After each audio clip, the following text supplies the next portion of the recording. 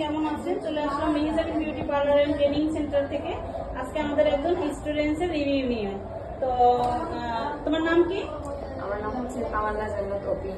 কোথা থেকে আসছো? আমি সিলেট থেকে আসছি। সিলেট থেকে আসছো। কোন কোর্সটা নিতে আসছো মেহেজাবিন আমি থেকে? হচ্ছে বডি ম্যাসাজের কোর্স নিয়েছি আর হচ্ছে ম্যানিকিউর পেডিকিউর ম্যানিকিউর পেডিকিউর এবং বডি ম্যাসাজের শর্ট কোর্স নিয়েছে। তোমার কোর্স করার উদ্দেশ্যটা একটু বলো।